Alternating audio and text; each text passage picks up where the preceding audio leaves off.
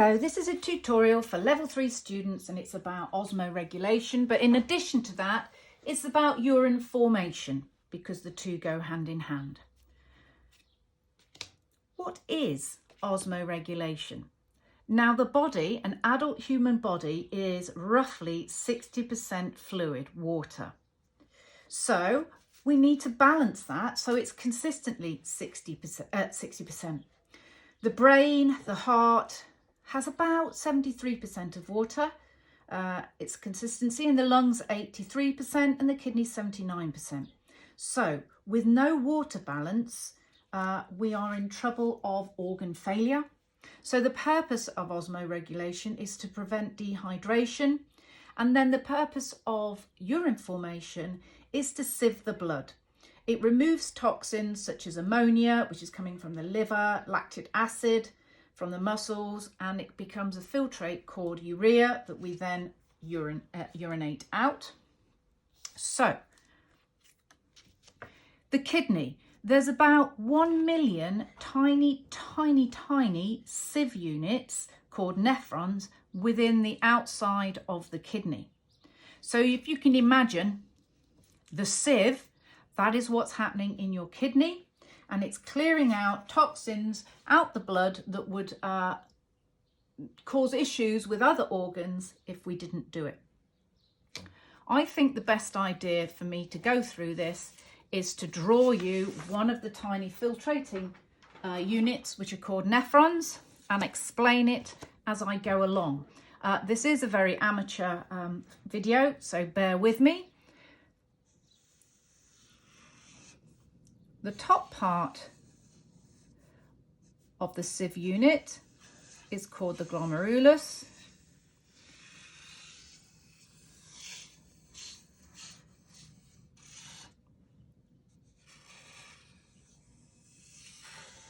I will talk you through each part of the nephron, because if you get an exam question about urine formation, you will need to talk through exactly what I'm doing now. It starts then with blood and a bunch of capillaries coming in, very minute one, coming in to the filtrating unit and exiting it. So it literally is being forced through a sieve unit, a permeable membrane, and depending on how fast the fluid is coming will be how much is being filtrated out. So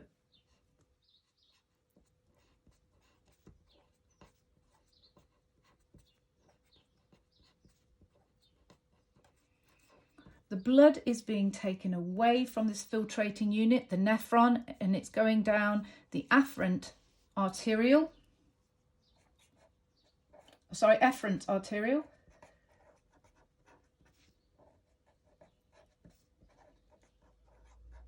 And it's being brought in to this bit here by the efferent arterial.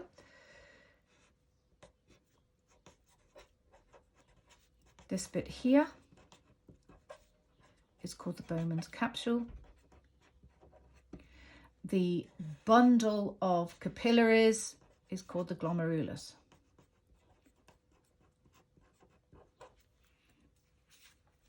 This is what it's supposed to look like. So you have the blood coming in, you have the bundle of capillaries, which is called the glomerulus. You have around it a capsule, and then you have the tube coming off it. So this tube is the proximal tubule. Now, if you go on to BBC Bite Size, this is called a kidney tubule. And then if you have a look at sort of level 4 nursing, it's called the proximal convoluting tubule. But this is kind of what you need for level 3. At the bottom here, the loop of Henle, and the tube after that is the distal tubule.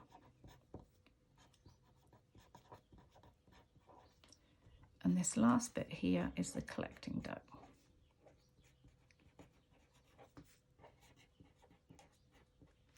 All this is in very, very minutely in the outside. And remember, there's 1 million of those in each kidney, roughly.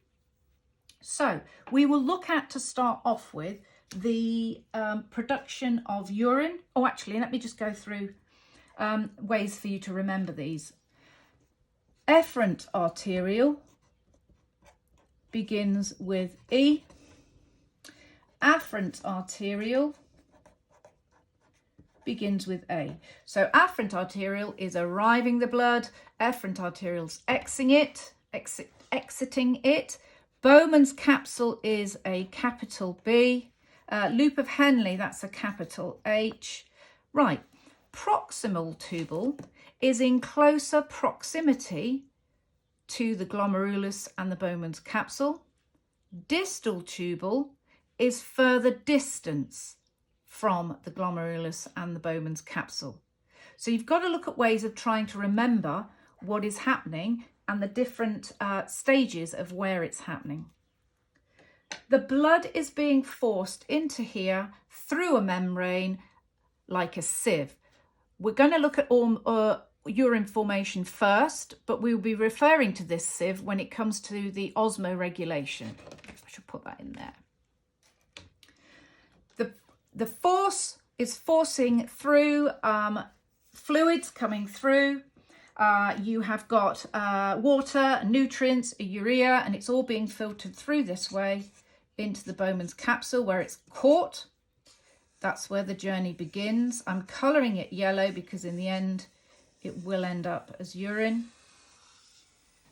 Goes along its little journey all the way through the nephron and down that way. Down that way then also means that it is going to join the kidney pelvis. So all the nephrons are joining up together. It will then go down to the ureter, to the bladder, through to the urethra, and then excreted out as urine. Okay, and this is what's happening to toxins. The main bit, we'll just call it urea. Okay, it's a combination of things, but we'll call it urea. So that is the urine production, how it's happening. But because we drink fluids, because we run and sweat out fluids, we need to balance that. And this is where Osmo Regulation comes in. So a urine formation is about the sieving out of toxins and urinating out, whereas Osmo Regulation is about the balance of fluids so that we maintain a healthy blood pressure and that our organs can function properly. So all the way along, there are places that reabsorb a certain amount of water, which is what the Osmo Regulation balance is about. It's also balancing other substances, so salt, for example, so that's sodium chloride. If you can imagine, when you are running and you are sweating, you will be also on your skin, it appears a bit salty. So the whole process of having these tubules is to balance out that fluid when it comes to Osmo Regulation. Oops. So how is the level of water balance decided? It's a process. Along with other things in the body, it's a process. Okay, I'm just going to move a bit of paper there so it doesn't confuse you.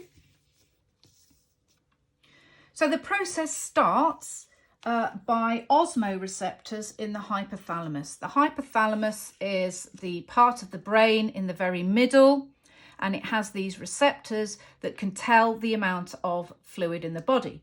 So for instance, if it's supposed to be, to put it in simple terms, 60% and it goes up to 61%, that will be registered in the hypothalamus, and they're registered by osmoreceptors. and then a different action comes along. Okay, so the hypothalamus secretes a biochemical, you don't need to know the name of that one, to the pituitary gland. So you've got the pink hypothalamus and then you have the green pituitary gland, and it is releasing something called the anti-diuretic hormone, which is the hormone that then regulates how much fluid is retained and how much fluid is excreted out with the urine. So it's a bit of a process that you need to learn. So osmoregulation then is all about the anti-diuretic hormone.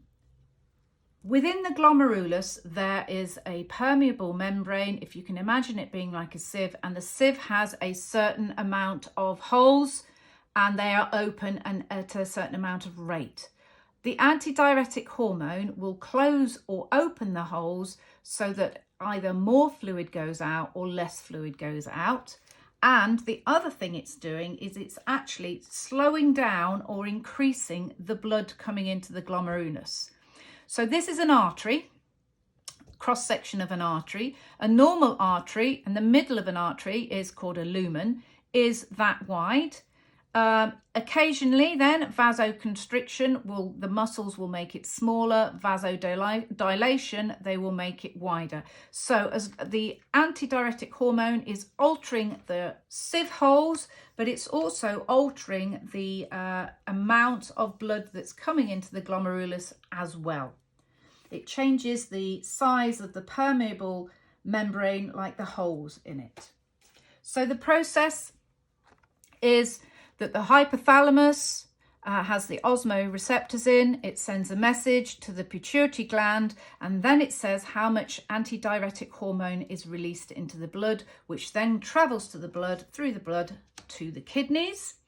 So if we explain that, we go back to little adult human being with 60% of water in his or her body.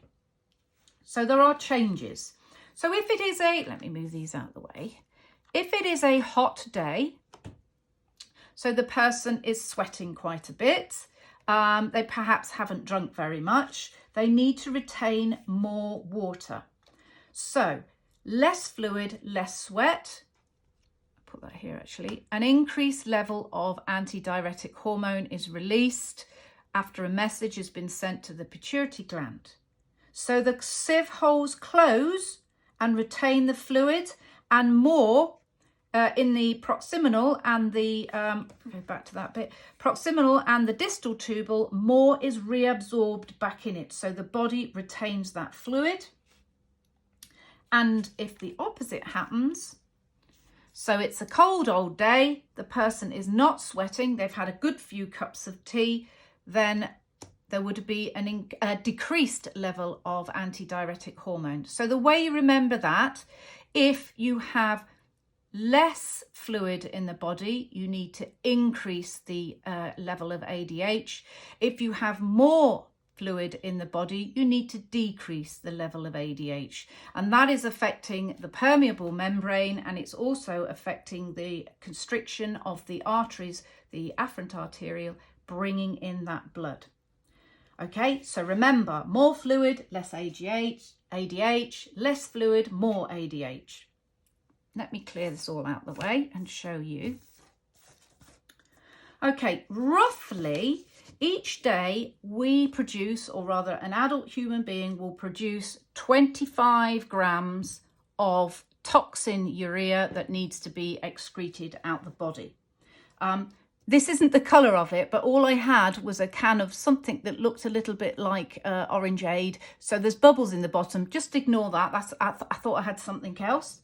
So we need to get rid of this down the collecting duct. Then it eventually goes to the bladder, so we urinate out. So the water balance changes this because we need to excrete more urine. If our body has got 61%, and we need to excrete less urine if it drops down to that 59%, just to put it in simple terms. So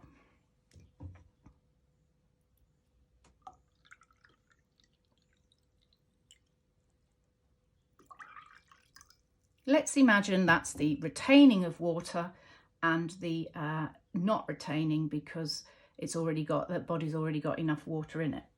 Okay, so more ADH will mean a darker colour urine, and less ADH will mean a lighter colour urine, because that is the excreting out the fluid, the water, as well as the urine. So that's the story of urine formation and urea that's being excreted, and of course within that is the osmoregulation.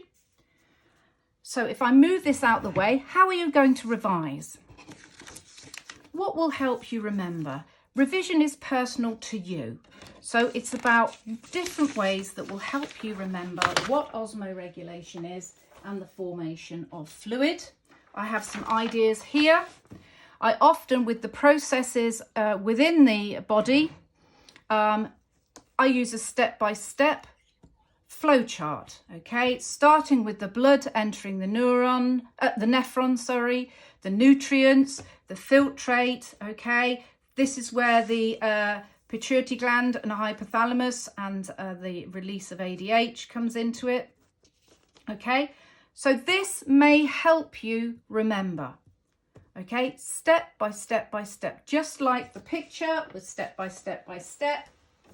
You talk your way through that, through a flow chart, so that you can remember the process. Often one bit prompts you to remember the next bit and the next bit. So flow charts are very useful when it comes to trying to remember processes within the body.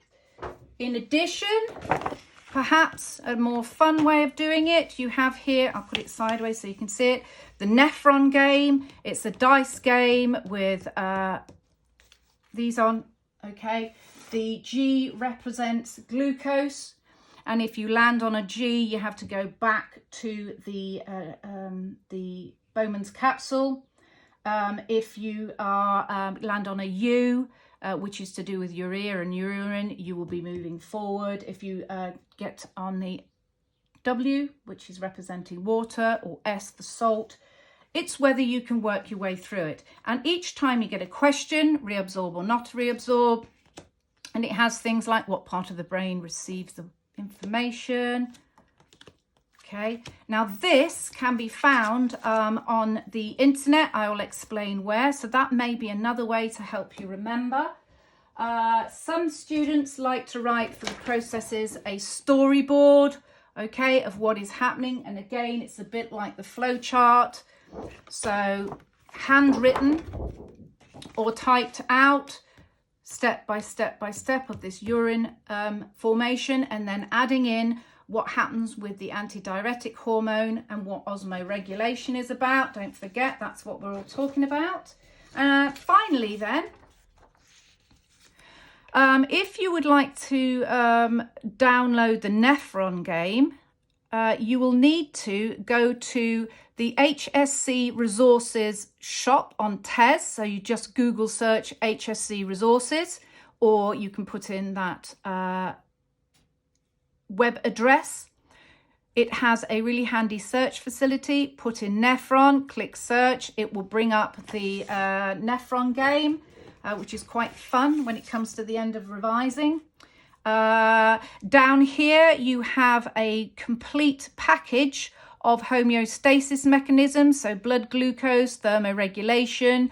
You can download that easy enough. It's all free there. So look out for my other videos, which I will be doing, and I am doing. So we'll look at thermoregulation. We're going to look at the cardiac cycle and stroke volume. We'll look at the gaseous exchange. So it's all there for you, but it's up to you to revise. You need to take your time to revise, and that is literally putting time aside. I've given you lots of different ideas. You can re-watch this video. You can draw out your own nephron. You can explain. You can do your own video to explain as perhaps a homework topic to explain. So if you are downloading these, or you are watching this video and you think, actually, that's quite a good idea, then please do leave feedback so other students and other teachers know what to expect by this video. Thank you very much.